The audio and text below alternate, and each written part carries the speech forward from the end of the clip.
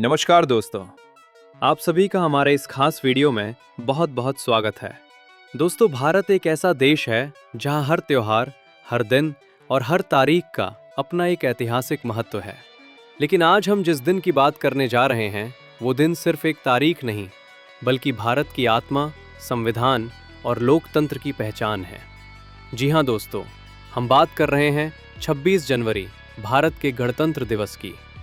लेकिन क्या आपने कभी सोचा है कि 26 जनवरी को ही गणतंत्र दिवस क्यों मनाया जाता है?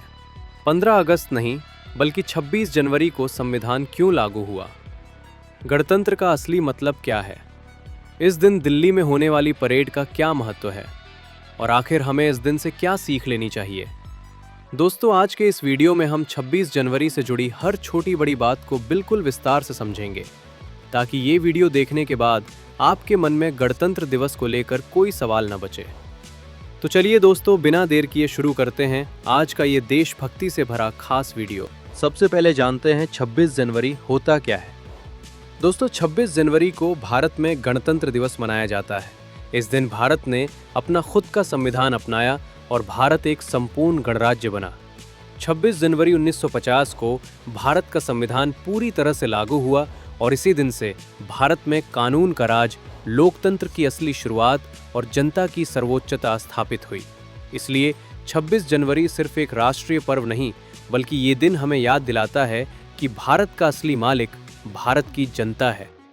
दोस्तों, अब सबसे जरूरी सवाल, गणतंत्र का मतलब क्या होता है? गण का अर्थ है जनता, तंत्र का अर्थ है शासन व्यवस्था। यानी गणतंत्र का मतलब हुआ जनता का शासन, जनता के लिए शासन, जनता द्वारा शासन। गणतंत्र देश में राजा या महाराजा नहीं होता, बल्कि जनता अपने प्रतिनिधि खुद चुनती है। भारत में राष्ट्रपति देश का सर्वोच्च संवैधानिक पद होता है और राष्ट्रपति का चुनाव जनता द्वारा चुने गए प्रतिनिधि करते हैं।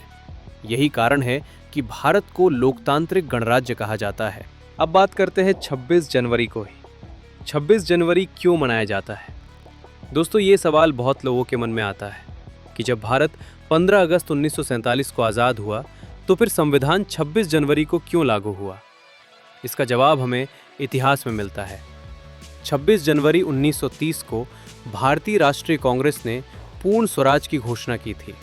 इस दिन देश ने यह तय कर लिया था कि अब भारत केवल अंग्रेज़ों से सुधार नहीं, बल्कि पूरी आज़ादी चाहता है।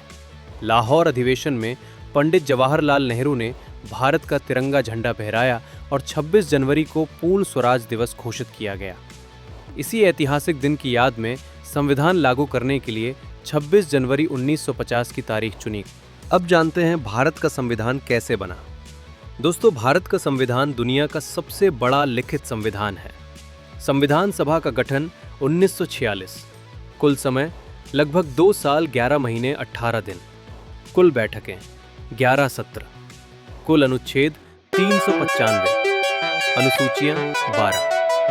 संविधान के निर्माण में देश के महान विद्वानों ने योगदान दिया।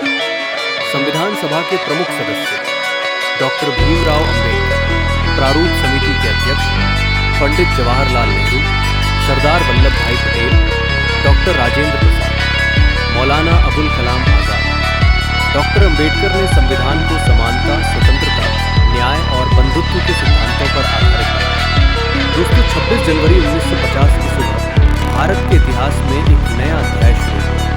डॉक्टर राजेंद्र प्रसाद ने भारत के पहले राष्ट्रपति के रूप में शपथ ली। संविधान लागू हुआ, भारत एक गणराज्य बना। इस दिन भारत में कानून सर्वोच्च बना और कोई भी व्यक्ति कानून से ऊपर नहीं।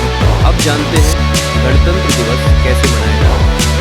दिल्ली की भव्य परेड, कर्तव्य पथ, राजपथ पर परेड, राष्ट्रपति द्वारा तिरंगा फहराना, 21 तोपों की सलामी झांकियां, अलग अलग राज्यों की झांकियां, भारत की संस्कृति और विविधता का प्रदर्शन, सेना का प्रदर्शन, थल सेना, नौसेना, वायुसेना, आधुनिक हथियारों का प्रदर्शन, वीरता पुरस्कार, परमवीर चक्र, अशोक चक्र, वीर बाल दिवस सम्मान। दोस्तों, 26 जनवरी केवल दिल्ली तक सीमित नहीं है। स्कूलों में झंडा वंदन, देशभक्ति गीत, नाटक और भाषण, मिठाई वितरण, गांव-गांव में देशभक्ति की भावना हर दिन में दिखाई देती है। अब जानते हैं 26 जनवरी से हमें क्या सीख मिलती है।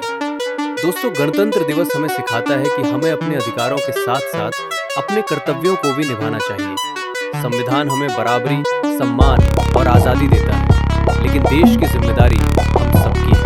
तो दोस्तों, ये था 26 जनवरी गणतंत्र दिवस पर हमारा पूरा विस्तृत और जानकारी से भरा वीडियो। अगर आपको ये वीडियो जानकारीपूर्ण और प्रेरणादायक लगा हो तो इसे ज़रूर लाइक करें, शेयर करें और चैनल को सब्सक्राइब करें। कमेंट में ज़रूर बताइए कि आपको इस वीडियो का कौन सा हिस्सा सबसे अच्छा लगा। जय हिंद, वंदे मातरम। धन्यवाद।